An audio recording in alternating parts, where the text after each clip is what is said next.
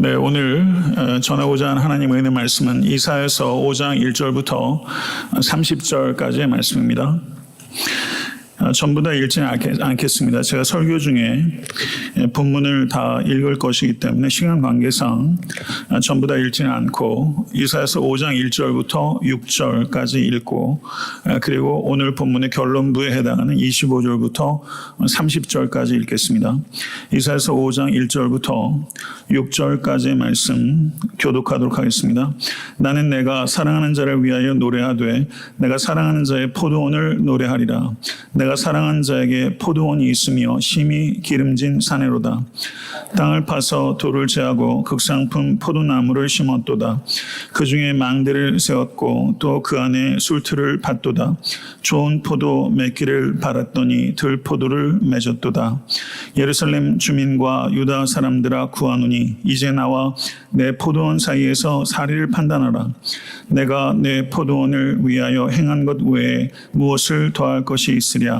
내가 좋은 포도 맺기를 기다렸거늘 들포도를 맺음은 어찌 됨인고. 이제 내가 내 포도원에 어떻게 행할지를 너희에게 이르리라. 내가 그 울타리를 걷어 먹힘을 당하게 하며 그 담을 헐어 짓밟히게 할 것이요. 내가 그것을 황폐하게 하리니 다시는 가지를 자름이나 북을 돋우지 못하여 질레와 가시가 날 것이며 내가 또 구름에게 명하여 그 위에 비를 내리지 못하게 하리라 하셨으니. 25절부터 30절 읽도록 하겠습니다. 25절부터 30절 교독하도록 하겠습니다. 제가 먼저 읽겠습니다. 그러므로 여호와께서 자기 백성에게 노를 바라시고 그들 위에 손을 들어 그들을 치신지라. 산들은 진동하며 그들의 시체는 거리 가운데 분토같이 되었도다.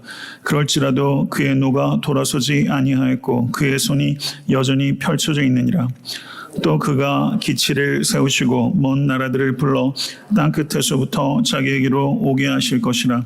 보라, 그들이 빨리 달려올 것이로되 그 중에 궁핍하여 넘어지는 자도 없을 것이며 조는 자나 자는 자도 없을 것이며 그들의 허리띠는 풀리지 아니하며 그들의 들매끈은 끊어지지 아니하며 그들의 화살은 날카롭고 모든 활은 당겨졌으며 그들의 말굽은 부싯돌 같고 병거바퀴는 회오리 바람 같을 것이며 그들의 부르짖음은 암사자 같을 것이요 그들의 소리지름은 어린 사자들과 같을 것이라. 그들이 부르짖으며 먹이를 움켜 가져가 버려도 건질 자가 없으리로다. 그날에 그들이 바닷물결 소리같이 백성을 향하여 부르짖으니 사람이 그 땅을 바라보면 흑암과 고난이 있고 빛은 구름에 가려서 어두우리라. 아멘. 하나님의 말씀입니다. 네, 저희가 지금 본당에서 예배를 드리고 있는데 저희 또 유튜브실에서는 저희 김명숙 사모님하고 황혜자 집사님 비롯한 몇몇 분이 또 저희 어린 자녀들 이렇게 돌보고 계세요. 또 좀 감사하는 마음을 좀 가졌으면 하고, 또 주변에 젊은 교회 지체들 그 아이 때문에 수요 예배 오지 못하신 분들 계실 거라 생각합니다. 그래서 주변 분들께 좀 권해서 아이도 오면 잘 교회에서 돌보고 또 의미 있는 시간 보내니까 수요 예배 가운데 더욱더 많은 은혜 받으시는 모든 권속되실 수 있게 되기를 바랍니다.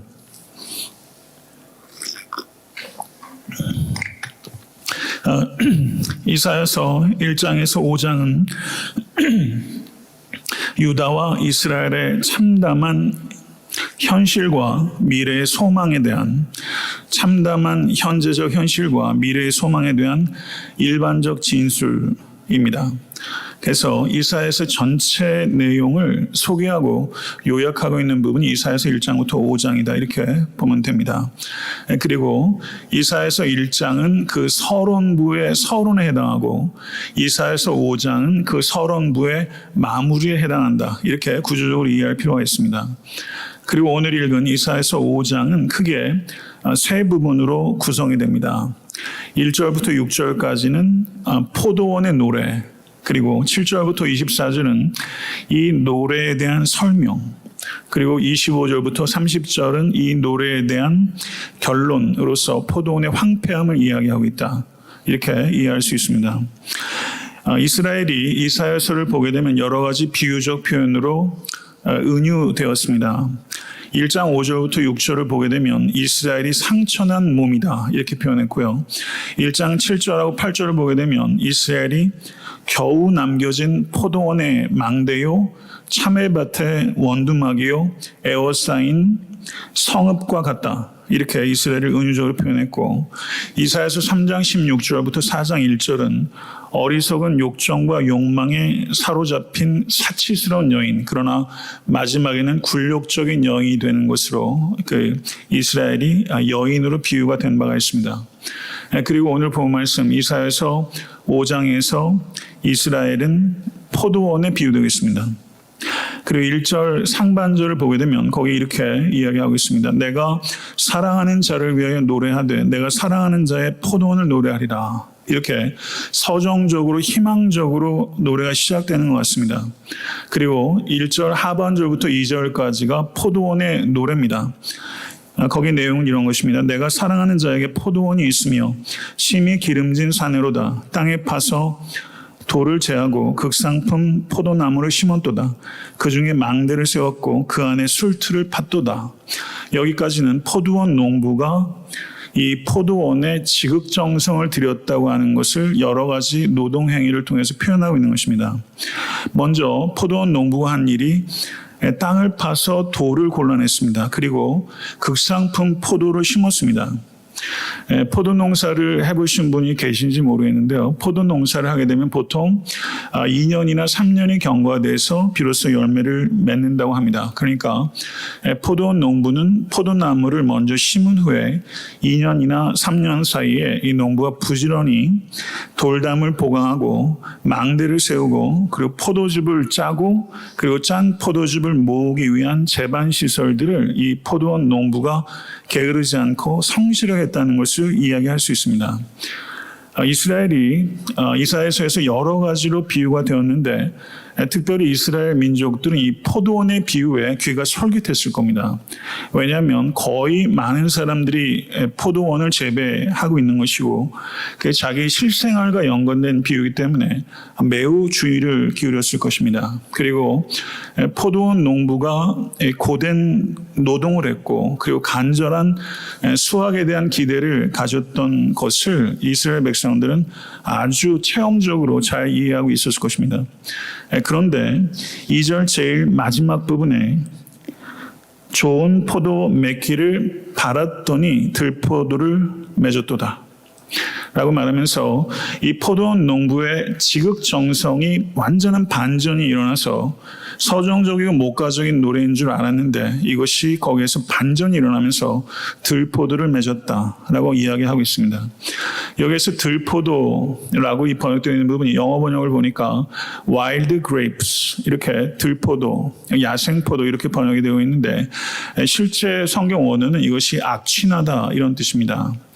그래서 들포도라는 것은 포도 품종이 다른 포도를 이야기하는 것이기 때문에 여기에서 들포도라고 번역하기보다는 이 포도가 극상품 포도를 심었는데 악취나고 썩은 포도를 맺게 되었다. 이렇게 번역하는 것이 더 좋은 번역을 볼 수 있습니다. 악취나는 포도. wild grape라고 번역하기보다는 이렇게 악취나는 포도 이렇게 번역하는 것이 성경 원어에 좀 더 충실한 번역이다 이렇게 말씀드릴 수 있겠습니다. 그런데 3절에서 4절을 보게 되면 포도원 농부의 호소가 기록되어 있습니다. 그 내용 보겠습니다. 예루살렘 주민과 유대 사람들아 구하노니 이제 나와 내 포도원 사이에서 사리를 판단하라. 내가 내 포도원을 위하여 행한 것 외에 무엇을 더할 것이 있으랴. 내가 좋은 포도 맺기를 기다렸거늘 들포도를 맺음은 어찌 됨인고 라고 말하면서 이 포도원 농부가 재판을 소환하고 있는 것과 같이 지금 이 상황에서 사리를 분별하라 라고 배심원을 소집하고 있는 것 같은 그런 분위기를 연출하고 있습니다. 그리고 5절과 6절을 보게 되면 포도원 농부의 행위를 기록하고 있는데요. 5절과 6절을 보겠습니다. 이제 내가 내 포도원에 어떻게 행할지를 너희에게 이르리라. 내가 그 울타리를 걷어 먹힘을 당하게 하며 그 담을 헐어 짓밟히게 할 것이요 내가 그것으로 황폐하게 하리니 다시는 가지를 자름이나 북을 돋우지 못하여 찔레와 가시가 날 것이며 내가 또 구름에게 명하여 그 위에 비를 내리지 못하게 하리라. 이것은 이스라엘에게 임할 심판을 비유적으로 암시하는 것입니다. 문학적으로 이스라엘에게 임할 심판을 암시하는 내용이라고 볼 수 있죠. 이렇게 포도원의 비유, 포도원의 노래는 사실상은 1절 하반절부터 2절까지의 내용이고 3절과 4절은 포도원 농부의 호소, 5절과 6절은 포도원 농부의 행위를 기록하고 있으면서 1절부터 6절까지가 포도원의 비유를 기록하고 있다. 이렇게 우리가 구조적으로 이해를 할 수 있습니다. 그 다음에 이사야는 7절부터 24절까지 포도원의 비유를 설명합니다. 하나님은 포도원 농부이시고 이스라엘은 포도원이며 들포도는 이스라엘의 죄악된 행동들을 가리키는 것이다. 이렇게 분명하게 설명했습니다. 7절의 말씀을 한번 보시기 바랍니다. 7절은 대단히 중요한 절입니다. 7절 말씀 다 같이 읽겠습니다. 무릇 만군의 여호와의 포도원은 이스라엘 족속이요 그가 기뻐하시는 나무는 유다 사람이라. 그들에게 정의를 바라셨더니 도리어 포악이요 그들에게 공의를 바라셨더니 도리어 부르짖음이었도다. 이렇게 말하고 있습니다. 하나님께서 기대하신 포도가 뭐예요? 정의라는 포도, 공의라는 포도입니다. 그런데 정의 대신에 뭘 맺었어요? 포악을 맺었고 공의 대신에 부르짖음을 맺었습니다. 악취나는 포도는 포악과 부르짖음이에요. 정의라는 그 히브리어가 미시파트입니다. 이 단어는 굉장히 중요한 단어예요. 미시파트. 그런데 정의 대신에 맺은 들포도인 포악이 미스파흐입니다. 미스파흐. 그 다음에 공의가 히브리어로 체닥합니다. 그런데 부르짖음이 체악합니다. 그러니까 이 정의 대신에 포악, 공의 대신에 부르짖음, 이것은 이사야가 매우 주도 면밀하게 워드 플레이를 해서 음이 거의 사운드와 비슷한 단어들을 선택하면서 하나님께서 이스라엘 백성들에게 기대한 것과 이스라엘 백성들이 실제 열매 맺은 것 사이에 이 음성학적으로는 대단히 유사하지만 실제는 엄청난 차이를 가지고 있다는 것을 극명하게 되져 있다는 것이죠. 사랑하는 성도 여러분, 우리는 미시파트와 체다카에 대해서 조금만 더 이해를 해야 될 필요가 있습니다. 미시파트 정의와 체다카 이 공의는 거의 동의어에 가깝습니다. 그렇지만 구분이 불가능하지는 않습니다. 그러면 미시파트는 무엇인가? 정의는 무엇인가? 재판과 관계된 공평한 과정과 절차를 이야기할 때 그것을 미시파트 정의라고 말하고 체다카 공의는 올바른 관계를 이야기할 때 공의 체다카라고 합니다. 하나는 공평한 절차, 하나는 올바른 관계를 나타내는 것이죠. 구약 성경에서 이 정의와 공의는 대단히 중요한 하나님의 성품이요 하나님께서 이스라엘 백성들의 기대했던 그들의 윤리입니다. 그래서 이 미시파트와 체다카 이 두 가지를 한마디로 요약한다면 이것은 공동체 의식이라고 할 수 있고 다른 말로 말하면 공공윤리라고 할 수 있습니다. 공동체 의식 혹은 공공윤리. 성도 여러분, 우리가 깊이 생각해야 될 것은 하나님께서 여러분과 저에게 그리고 이스라엘 백성들에게 진정으로 원하시는 것은 종교적 열심이 아닙니다. 매일매일의 일상 속에서 정의와 공의를 행하며 살아가는 삶, 그것이 하나님께서 진실로 원하는 것입니다. 이웃사랑으로 증명되지 않는 이웃사랑이 결여된 예배는 아무리 정성껏 예배를 드리고 뜨겁게 예배드리고 눈물 콧물을 흘린다고 할지라도 그 예배는 결코 하나님을 기쁘시게 하지 못한다는 것을 반드시 기억하십시오. 공동체성이 없는 예배, 그 예배는 하나님께서 심판하시는 예배라고 성경 우리에게 이야기하고 있는 것입니다. 정의를 저버린 정성스러운 예배. 성도 여러분, 현대의 많은 기독교 교회 가운데 정의를 저버린 정성스러운 예배가 얼마나 많은지 몰라요. 이스라엘 백성들에게 예배가 없었던 것이 아닙니다. 정성스러운 예배가 있었어요. 그런데 그들은 정의를 저버린 정성스러운 예배였어요. 그것은 가치 중립적이지 않습니다. 그것은 선이 아닐 뿐만 아니라 악이라고 예언자들은 계속해서 반복적으로 이야기하고 있다는 것을 깊이 생각하신 여러분과 제가 대해서 간절히 바랍니다. 우리가 예배를 드리면서 불의한 현실을 변화시키는 것에 아무 관심이 없고 예배를 통해서 자기 만족, 자기 감정적인 체험을 받는데 우리가 급급하다면 그것은 죄라는 것입니다. 우리가 예배를 뜨겁게 드릴수록 이 불의한 세상을 변화시키는 뜨거운 삶으로 우리가 이어질 때 이 예배는 본질적으로 하나님께 기쁨이 되는 예배라는 것이죠. 저는 제가 예배학에 관계된 제 철학을 이야기하고 있는 것이 아니라 오늘 성경에서 이야기하는 본질적인 가치를 제가 말씀드리는 바예요. 여러분과 저의 신앙은 하나님과 1:1 관계에 기초하는 것입니다. 하늘에 계신 우리 아버지요. 예수께서 그렇게 기도하러 가르치셨는데요. 우리 아버지요라고 고백하기 위해서는 하늘에 계신 나의 아버지를 만나는 게 선행되어야 됩니다. 나의 하나님을 내가 체험적으로 경험적으로 나의 삶 가운데서 충격적으로 만나야 돼요. 그런데 나의 하나님을 만나는 순간 이 하나님이 나에게만 하나님이 아니라 내 사랑하는 가족과 이웃과 지체에게 하나님이시라는 것을 깨닫게 되면서 하늘에 계신 우리 아버지로 열리는 것이죠. 우리가 하나님을 만나는 것은 지극히 개인적인 경험이지만 신앙은 사적 신앙에 머물지 않고 이것은 반드시 공적 신앙으로 성장할 수밖에 없다는 것을 깊이 생각한 여러분과 제가 되어야 됩니다. 그래서 애타한테 섬기는 교회는 이민교회로서 제가 항상 고민하는 거예요. 이 한인교회로서 이 지역사회의 한 일원으로서 어떻게 책임있게 이 공동체에 기여할 수 있을까? 이게 쉽지 않더라고요. 한국 사회도 너무 멀고 미국 사회에서는 저희가 하나의 개토처럼 우리들만의 공동체에 갇혀있지 우리가 이 지역사회의 한 일원으로서 어떻게 책임있게 성도로 살아갈 수 있고 세상을 변혁시킬 수 있을까 하는 게 목회자인 저에게 항상 고민거리고 기도 제목입니다. 저는 이러한 우리의 고민과 기도가 더 깊어질 수 있게 되기를 바라고요.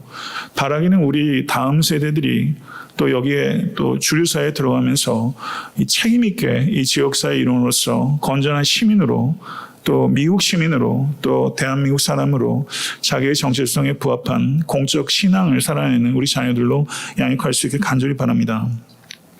성도 여러분, 우리가 많이 염려해요. 개신교 인구가 급감하고 있대요. 인구 절벽이 왔어요. 대학교가 줄 도산할 판입니다. 교회 학교가 없는 그 교회들이 50% 이상 될지도 몰라요. 통계가 심각합니다. 그런데 우리가 정말 염려해야 되는 것은 개신교 인구가 감소하는 게 아니라 개신교에 대한 신뢰가 감소하고 있는 것을 염려해야 됩니다. 이것이 핵심이에요. 우린 개신교 인구가 줄어드는 게 연연할 것이 아니라 개신교에 대한 신뢰를 회복하게 되면 또 한국 사회, 한국 교회 하나님께서 양적인 축복도 주시고 또 평화로운 통일도 하나님께서 허락하시면 정말 선교 한국으로 이 마지막 때에 정말 복음의 이 기치를 들고서 열방으로 나아가는 그런 교회, 그런 우리 교회, 한국 교회, 한국 사회, 한국 민족 될 수 있게 되기를 간절히 바랍니다. 성도 여러분, 우리 교회는요, 우리의 교세를 유지하고 확장시키기 위한 이익 집단이 아닙니다. 그런데 교회 밖에 많은 사람들은 교회를 공익과 공적인 삶에는 무관한 굉장한 이익 집단처럼 보고 있는 게 사실이에요. 우리는 진리를 믿는 사람들입니다. 그리고 우리가 믿는 진리는 희생적 사랑으로 증명돼야 됩니다.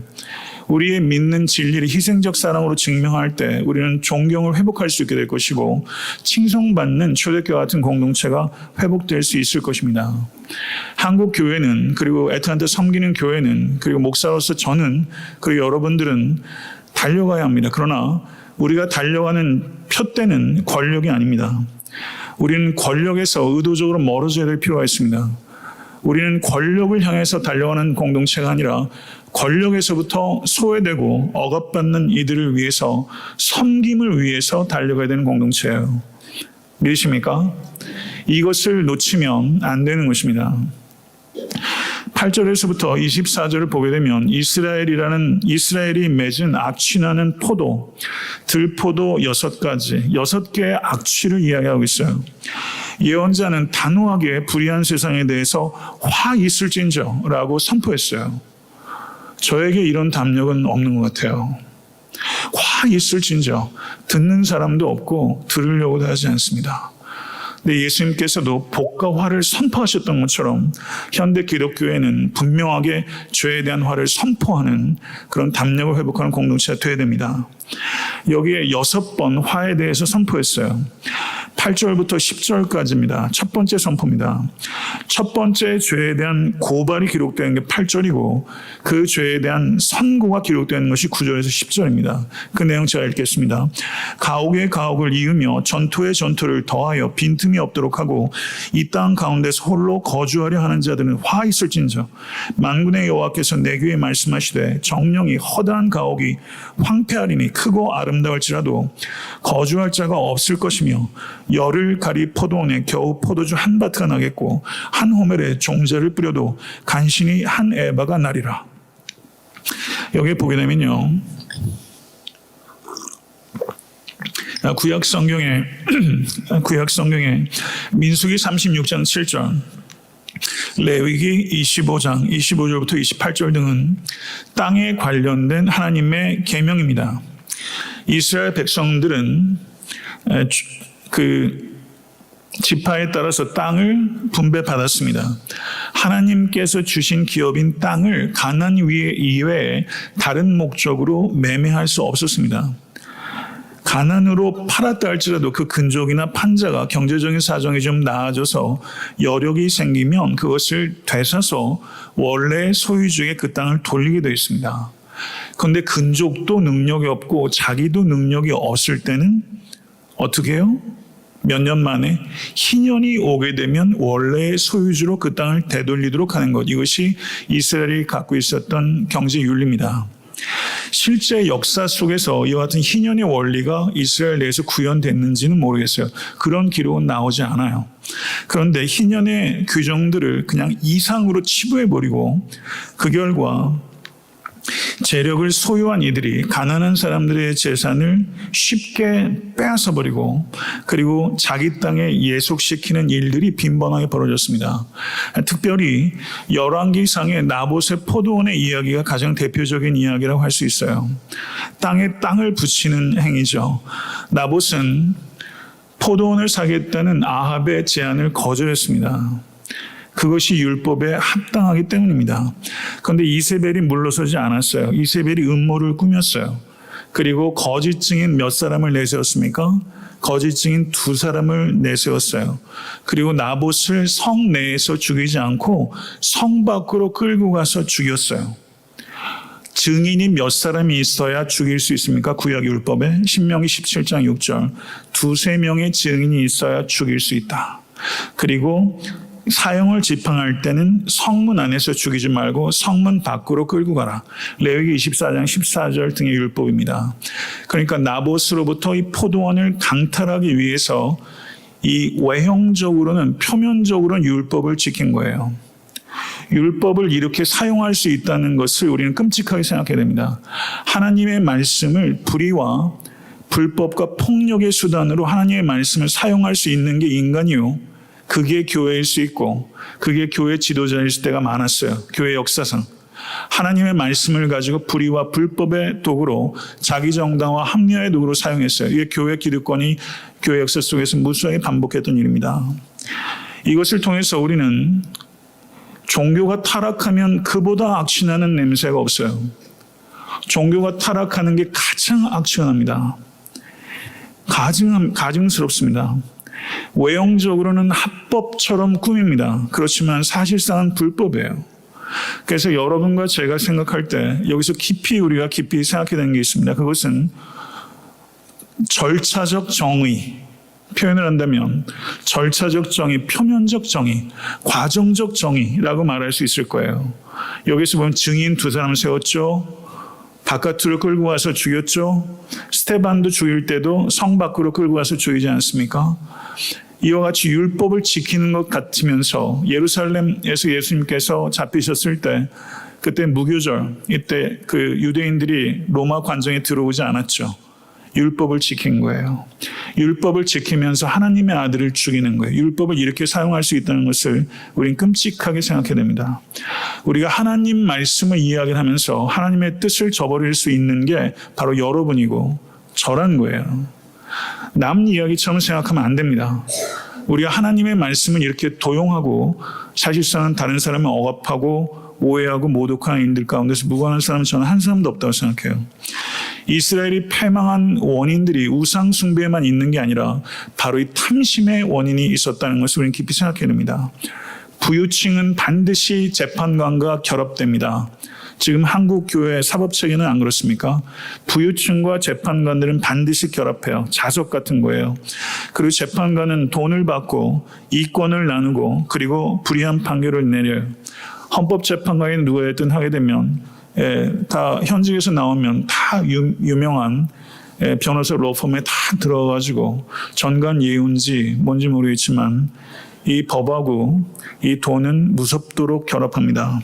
그리고 가난한 자의 땀과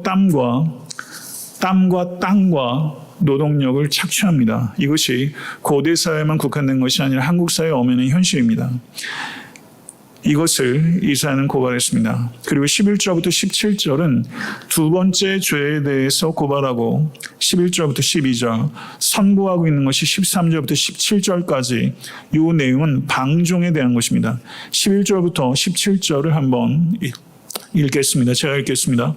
11절부터 17절 아침에 일찍 일어나 독주를 마시며 밤이 깊도록 포도주에 취하는 자들은 화 있을진저 그들의 연회에는 수금과 비파와 소고와 피리와 포도주를 갖추었어도 여호와께서 행하시는 일에 관심을 두지 아니하며 그의 손으로 하신 일을 보지 아니하는도다. 그러므로 내 백성이 무지함으로 말미암아 사로잡힐 것이요 그들의 귀한 자는 굶주릴 것이요 무리는 목마를 것이라. 그러므로 스올이 욕심을 크게 내어 한량 없이 그 입을 벌린즉 그들의 호화로움이 그들의 많은 무리와 그들의 떠드는 것과 그 중에서 즐거워하는 자가 거기에 빠질 것이라. 어느 사람은 굽으리고 존귀한 자는 낮아지고 오만한 자의 눈도 낮아질 것이로되 오직 만군의 여호와는 정의로우시고 높임을 받으시며 거룩하신 하나님은 공의로우심으로 거룩하다 일컬음을 받으시리니 그때에는 어린 양들이 자기 조정에 있는 것 같이 풀을 먹을 것이요 유리하는 자들이 부자의 버려진 밭에서 먹으리라. 네, 제가 이사야서를 그 한 주에 한 장씩 해도 60주예요. 네, 그렇죠. 그러다 보니까 제가 본문을 계속 읽어나가면서 큰 대지를 계속 파악하고 있습니다. 그래야지 다시 들으실 때 이사야서가 뭐 얘기하는지 알거든요. 예, 저는 여러분들의 감정에 호소하지 않습니다. 저는 말씀을 증거하는 데 초점을 맞추고 있는 거고요. 그렇지만 적어도 한 주에 한 장 정도를 커버해야 되기 때문에 제가 자꾸 하나하나에 대한 해석을 겸해서 할 수는 없습니다. 신앙관계상. 그건 여러분들이 이해를 하시고 제가 주된 내용들을 제가 설명하는 방향으로 지금 설교를 하고 있습니다. 여기서 얘기하는 바는요. 첫 번째는 탐심에 관한 거였습니다. 부에 대한 욕구라고 할 수 있습니다. 그런데 여기는요. 아침에 일찍 일어나 독주를 마시며 밤이 깊도록 포도주에 취하는 이런 사람 주변에 한두 사람은 다 있을 거예요. 아침 해장술에 저녁 밤늦게까지 술 마시고 술로 해장해야 된다는 사람들 주변에 있어요. 부에 대한 욕구는 반드시 쾌락에 대한 욕구로 이어질 수밖에 없습니다. 부에 대한 욕구는 거기서 끝나지 않아요. 이것은 반드시 쾌락, 방종에 대한 욕구로 이어지게 되어 있습니다. 인간에게는 두 가지 욕구가 있어요. 소유하려는 욕구와 탕진하려는 욕구가 있어요. 누가복음 15장에 탕자가 딱 그렇습니다. 아버지의 재산을 달라고 해서 소유했죠. 그리고 탕진하려는 욕구, 이 욕구가 여러분 안에 있습니다. 술 마시고 흥청거리고 하게 되면 영적인 감수성이 희미해지다가 결국엔 완전히 소멸되어 버리고 그 결과가 무엇이냐면 12절에 기록되어 있습니다. 12절에 여호와께서 행하시는 일에 관심을 두지 아니하며 그의 손으로 하신 일을 보지 아니하는도다. 그렇죠. 여기에 핵심이 있는 거예요. 쾌락을 쫓은 결과는 하나님께서 하신 일을 보지 않아요. 쾌락에 대한 열정이 하나님에 대한 열정을 급속도로 냉각시킵니다. 이것을 우리가 깊이 생각해야 돼요.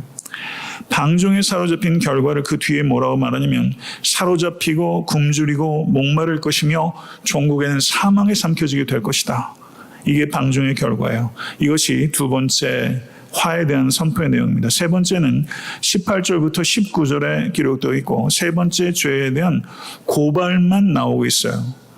선고는 나오지 않습니다. 첫 번째, 두 번째는 고발과 선고까지 기록하고 있는데 세 번째, 네 번째, 다섯 번째는 고발만 기록하고 있어요.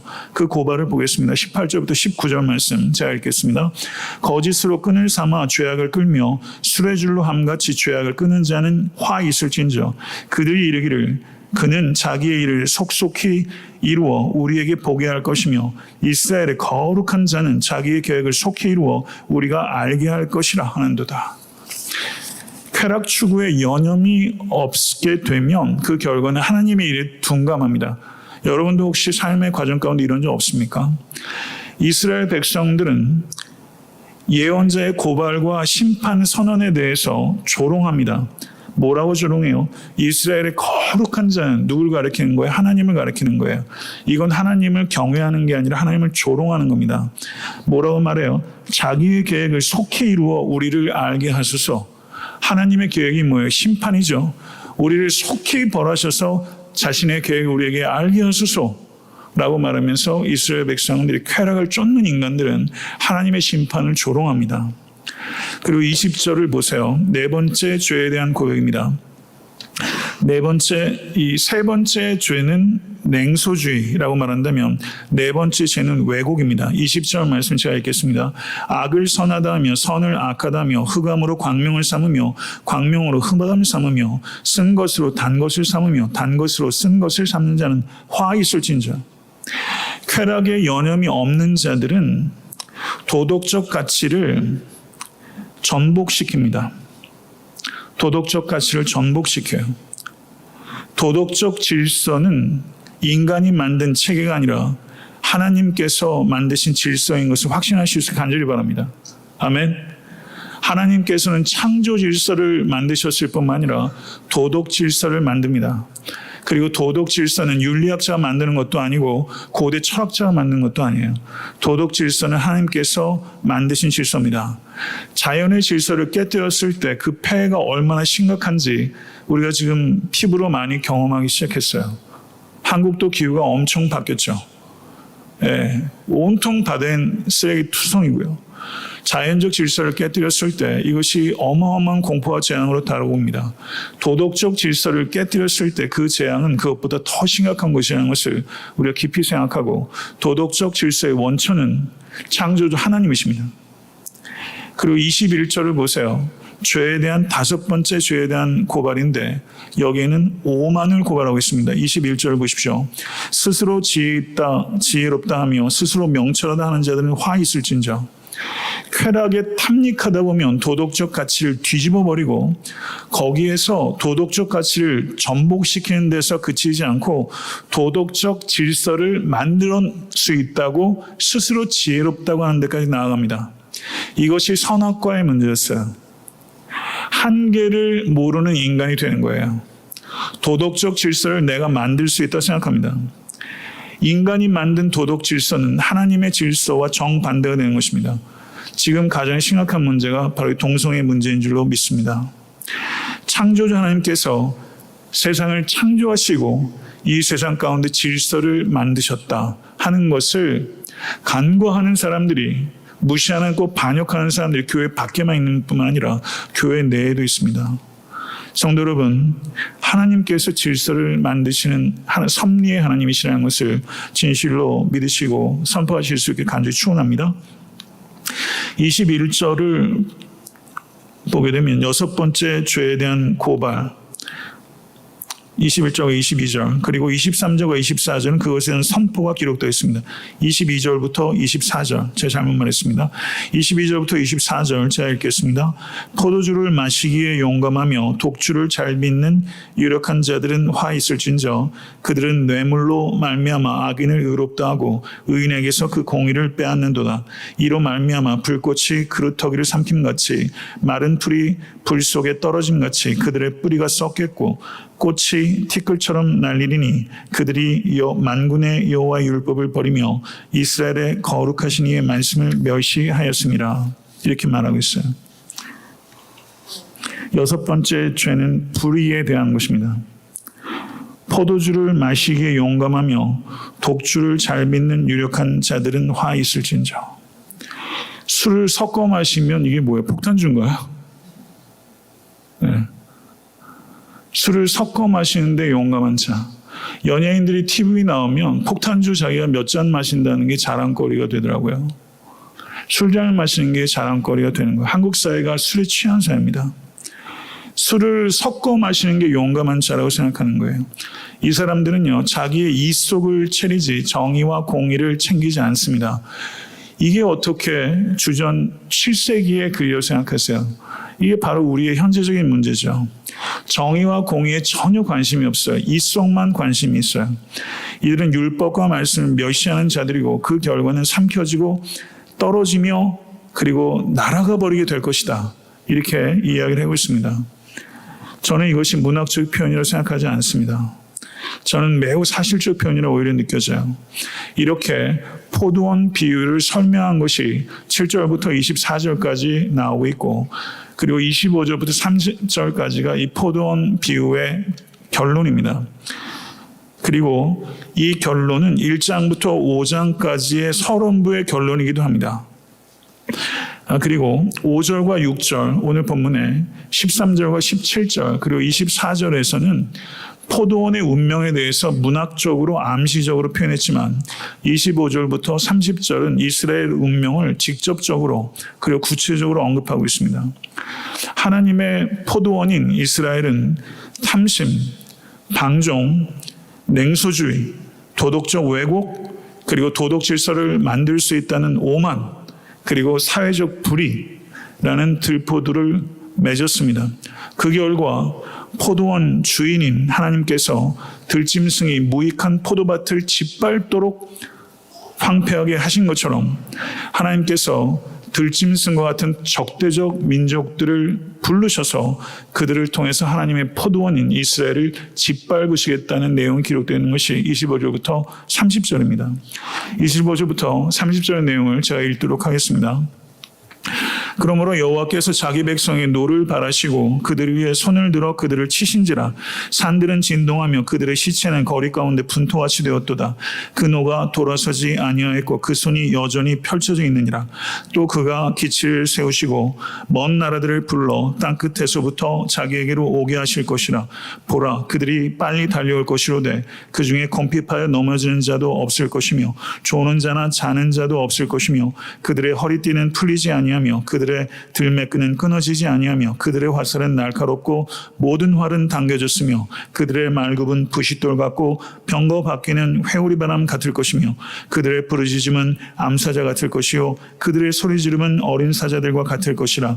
그들이 부르짖으며 먹이를 움켜 가져가 버려도 건질 자가 없으리로다. 그날에 그들이 바닷물결 소리같이 백성을 향하여 부르짖으리니 사람이 그 땅을 바라보면 흑암과 고난이 있고 빛은 구름에 가려서 어두우리라. 이것이 이사야서의 서론부의 결론이에요. 세계를 휩쓰는 빠르고 강력하고 인내심 많은 군대, 아수르 군대, 그리고 바벨론 군대를 예시한다고 할 수 있습니다. 제국을 온 세계를 그 패권을 장악하고 있는 대제국이죠. 그렇지만 이들이 세계의 역사를 결정하는 것이 아니라 여기의 내용을 보게 되면 세계의 역사를 주관하시는 이는 하나님이시고 그들은 하나님께서 주관하시는 도구에 불과하다라는 것을 분명하게 언급하고 있다는 사실입니다. 이것을 믿으실 수 있게 간절히 바랍니다. 말씀 맺겠습니다. 오늘의 내용을 우리는 잘 경청해야 할 것입니다. 이스라엘이 하나님께서 정성을 기울인 포도원이었다면 뉴 이스라엘인 새 이스라엘인 우리들은 하나님께서 심혈을 기울인 작품인 것을 기억하십시오. 하나님께서 여러분과 저를 위해서 독생자 예수를 나를 위하여 버리셨다는 것을 진실로 믿으십니까? 하나님께서 그 버리심에는 우리를 부르시기 위한 것이고 하나님께서 나를 부르셨다는 것을 진실로 믿는다면 이 부르심에는 계획과 목적이 분명하게 있는 것입니다. 그 부르심에 합당한 열매를 진실로 맺고 계십니까? 오늘 본문을 통해서 나는 어떠한 포도를 맺고 있는가 하는 것에 대한 진지한 회개와 돌이킴이 없다면 성도 여러분, 낭패를 보게 될 것입니다. 하나님과의 관계는 어떻게 표현됩니까? 사람과의 관계로 반드시 반영되는 것입니다. 사람과의 관계에서 어떻게 반영됩니까? 정의와 공의로 반영이 됩니다. 매일매일의 삶 속에서 미시파트와 체다카, 공평한 절차와 올바른 관계를 맺으며 살아가기를 원하시는 것이 하나님의 일관된 뜻이라는 것을 진실로 새기십시오.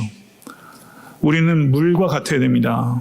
우리는 물처럼 흘러가야 합니다. 우리가 산에서 산속 깊은 곳 옹달샘에서 물이 나오게 되면 계속해서 흘러가요.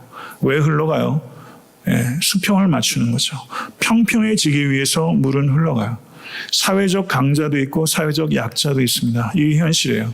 그렇지만 하나님의 백성들은 물처럼 흘러가서 사회적 강자와 사회적 약자가 평평해지도록 하는 일에 공의와 정의를 위해서 삶을 이도록 부르심을 받았다는 것, 이것이 하나님의 뜻입니다. 이웃과의 바른 관계가 없다면 하나님과의 바른 관계는 없는 것입니다. 속지 마십시오. 정의를 저버린 정성스러운 예배에 환멸을 느끼십시오. 정의를 저버린 정성스러운 예배는 기껏해야 자기 만족을, 자기 기만적인 예배에 불과한 것이고 그것은 심각한 죄라는 것이 하나님의 말씀입니다. 그리고 절차적 합법성 중요합니다. 그렇지만 절차적 합법성을 갖춘 불의가 있다는 것을 우리는 항상 명심해야 되는 것입니다. 우리는 자기를 기쁘게 하기 위해서 사는 자들이 아닙니다. 여러분과 저의 선과 악의 기준은 내가 아니라 하나님이며 우리의 필요를 결정하는 건 역시 내가 아니라 하나님이십니다. 내가 필요하다는 것이 정말 필요한 것입니까? 그것에 대해서도 우리는 기도하면서 신중하게 결정해야 하는 것입니다. 자기를 기쁘게 하는 것이 목적이 될 때 한 사람도 예외 없이 탐심과 방종과 냉소와 왜곡과 오만과 불의로 가득 차게 될 것입니다. 나를 기쁘게 하기 위해서 살 것인가? 아니면 하나님을 기쁘게 하기 위해서 살 것인가? 성도 여러분, 소유와 쾌락을 쫓습니다. 사람들은 소유와 쾌락을 추구하는 자들이 되지 말라. 대신에 소외받고 억눌린 자들을 섬김을 추구하라. 이것이 오늘 본문에 나타나는 말씀이라고 할 수 있습니다. 소유와 쾌락을 쫓지 말고 소외받고 억눌린 자들의 섬김을 쫓으라. 그럴 때 하나님께 기쁨이 될 것이다. 하나님께 기쁨이 되는 것을 나의 기쁨으로 삼으신 여러분과 제가 될 수 간절히 축원하고 애타한테 섬기는 교회가 그런 교회가 될 수 있게 되기를 소원합니다.